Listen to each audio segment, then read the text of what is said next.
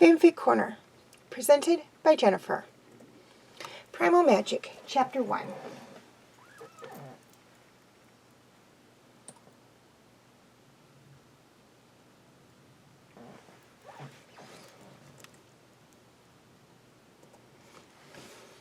Callum could hardly contain his excitement as he walked through the streets of London with his mom and half-brother. They were on their way to get his school supplies. But these weren't your average school supplies, and they weren't going to just any stores. They were on their way to Diagon Alley, because Callum had received his letter to Hogwarts School of Witchcraft and Wizardry. "But I want to go too," whined Callum's little half-brother. "You'll get your letter in 4 years when you turn 11, their mother said. "But it's not fair. Callum gets to go off to school and I have to stay home." "Ezrin, we talked about this. Now you can either behave or I'll get in touch with your aunt and she can take you home." "I'll be good." The three entered the leaky cauldron. "Why are we going this way?" Ezrin asked as he and Callum stayed close to their mother. "Because you're too young to travel by flue powder. Now stay close," Sarai said. The three exited the pub and entered the alley, where Sarai used her wand to open the passageway to Diagon Alley. There were shops everywhere, and all of them were for witches and wizards. "You go ahead to Madame Minx and get fitted for your robes," Sarai said. "Your brother and I will meet you there after we get some money from our vault at Gringotts." "Okay, Mom," Callum said as he headed for Madame Minx's robes for all occasions. Entering the shop, he was met by the proprietor. "Hogwarts, dear?"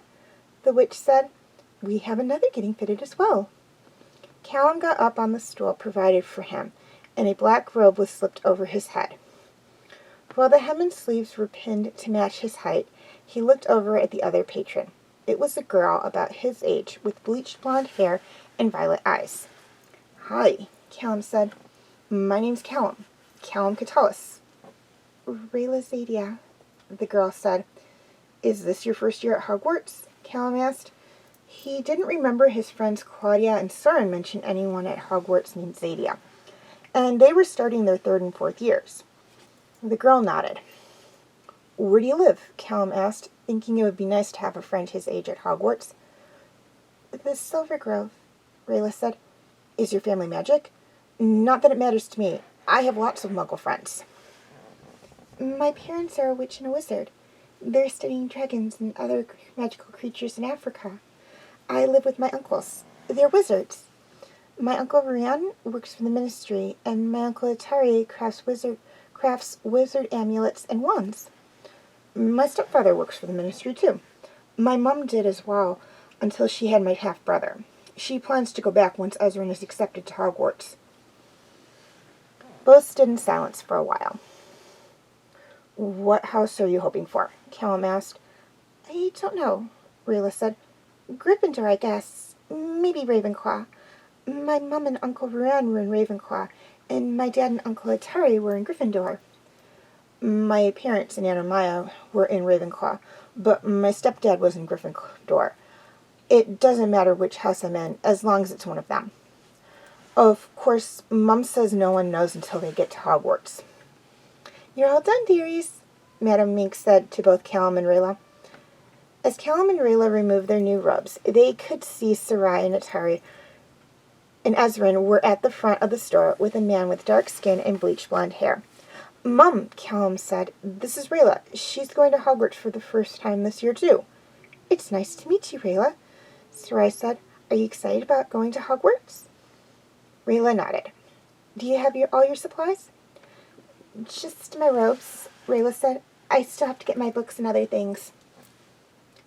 I have to get my other supplies, too, Callum said. Can Rayla come with us? Of course, Sarai and Atari weren't going to split up two already fast friends. The first stop was the apothecary to get Rayla and Callum's basic potion supplies. It smells funny in here, Ezrin said. That's the potion ingredients, Sarai told him. All three children looked around the shop. The shelves were lined with all kinds of potion ingredients. While Sarai and Atari talked to the man behind the counter about the supplies Callum and Rayla would need for school, the kids explored the shop. Ezrin looked at the silver unicorn horns. Are those real unicorn horns? He asked. They are, Rayla said. Unicorns shed their horns, kind of like a buck does its antlers. My parents are studying them in Africa. She picked one up and showed it to the brothers. Sure enough, there was an indentation where the new horn had pushed the old one off. Feeling relieved that the unicorns weren't hurt to get their horns, Ezrin looked around the shop with Callum and Rayla. All three children did their best to stay out of the way of the other customers. The shelves were all lined with all kinds of interesting things. There were dried plants of all kinds, as well as other things none of them could identify. After leaving the apothecary, the group went to several other stores, where Callum and Rayla each got a pewter cauldron, brass scales and crystal filings, ink, quills, and parchment, and a silver telescope. All we have left to get are your books and wands, Atari said as the little group made their way down the street. But the kids weren't listening. They had found the broomstick shop. Look, Ezrin said, it's the new shooting star. I prefer the sunbird. That's what I have, Rayla said. What about you, Callum? I have a storm dragon, so that's my favorite, Callum said. I wish I could bring it to school and show you, but first years aren't allowed to bring brooms. Children, come on, Sarai said. We still have shopping to do. The children knew she was right. Callum and Rayla still needed to get their books and wands. Saving the wands for last, they headed for Flourish and Blots. The store was busy, but they managed to get Callum and Rayla each a copy of the Standard Book of Spells, Grade 1, A History of Magic, Magical Theory, A Beginner's Guide to Transfiguration, 1001 Magical Herbs and Fungi, Magical Draughts and Potions, and Fantastic Beasts and Where to Find Them. Finally, it was time to get their wands. What's that? Ezrin asked, pointing to a shop with drawn curtains. That's Ilope's Owl Emporium, Ezrin said. They sell owls there. Can we go in? All three kids asked together. Maybe after we get your wands, Sarai said. You never know how long that'll take. Sarai was right. It took nearly an hour before they were able to leave Ollivander's with two new wands. One 12-inch willow with a unicorn hair for Rayla, and one 12.5-inch mahogany with a phoenix feather for Callum. Can we go look at the owls now, please? Ezrin asked. There was still time before they had their trains left. All right, Atari said, but no arguing when we say it's time to leave. The shop was filled with every kind of owl there was, all in cages hooting as if to say, pick me, pick me. There were big screech owls, tiny elf owls, beautiful snow owls, and quick-footed burrowing owls. Two barn owls, so white they could have been mistaken for snow owls, caught Callum and Rayla's eyes. They were so pretty, and Callum and Rayla both wanted owls. Nearly every kid in wizard families wanted an owl, and their letters did say they could have one. Can we have these two? Callum asked. Please, Rayla said. I still have the money Mom and Dad sent me for my birthday. And I have the money Aunt Amaya sent me for my birthday, Callum said. They were both promised some kind of pet when they went to Hogwarts. With Sarai and Atari's permission, Rayla and Callum left the shop with their new owls. They're really pretty, Ezrin said. What are you going to name them? This is Zim, Callum said.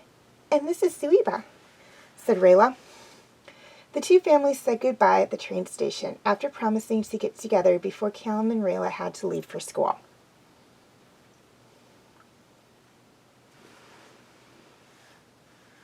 Rayla's home in the country was spacious and far away from the muggles that Callum and Rayla could fly their brooms. It was a week before Callum and Rayla had to leave for school.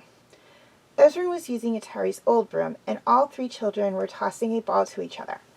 While the children played, the adults talked. And, considering that Harrow and Ruan both worked for the Ministry of Magic, they had a lot to talk about.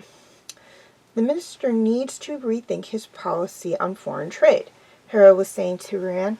I agree, Ruan said. The amount of jobs that will open up is beneficial, and the children will benefit from learning about the magical communities of other countries.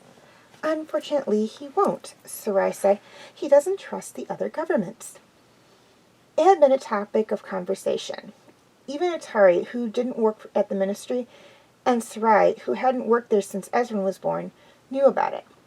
But there were other topics to talk about as well. Callum's been excited about going to Hogwarts ever since his friend Soren got back from his first year, Sarai said. Rayla's excited too, Atari said. She's counting the days until we have to leave for the station. It's going to be quiet with Rayla away at school, Ruan said. She's been living here since she was a little girl. That was the hardest part of sending Callum and Rayla to Hogwarts. With the exception of the Christmas holiday, they'd be away for the whole school year. Kids, Sarai called, the food's ready.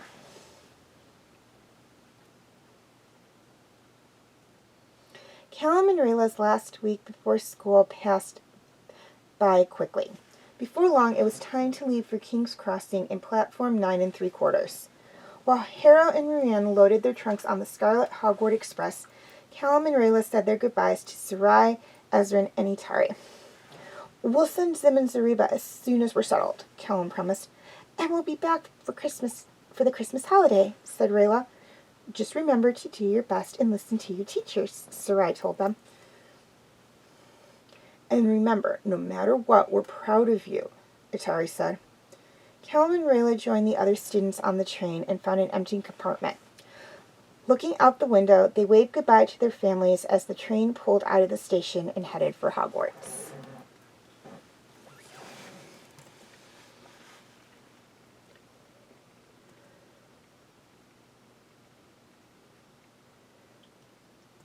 Okay, before I sign off, I'd just like to say that if any of you out there have a fanfic or short story you would like me to read for Fanfic Corner or Story Corner, you can feel free to submit it at my Facebook page, Tumblr account, or my Facebook group. The links for all three will be in the description section. A couple of things to keep in mind. First off, please be sure to include your name and, if you're submitting somebody else's work, the name of the author. I need to be able to credit someone or I won't do a reading. Please try to keep them short. I do like to keep my videos between 15 and 20 minutes. But if I do like the short story and fanfic and it is long, I will cut it up into parts. Please try to keep them clean and appropriate. I will clean up and or gloss over any parts and or words that I feel are inappropriate for children and sensitive audiences. But if there's way too much, I just won't bother with a reading.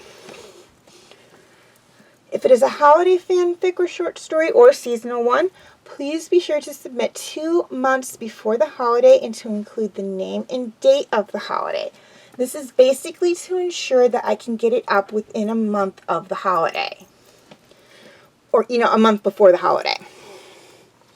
Finally, please be honest. If I learn that someone has submitted a fanfic or short story without the author's permission and is passing it off as their own work, I will not only remove all corresponding videos, but I will also no longer accept any fanfics or short stories from the sender.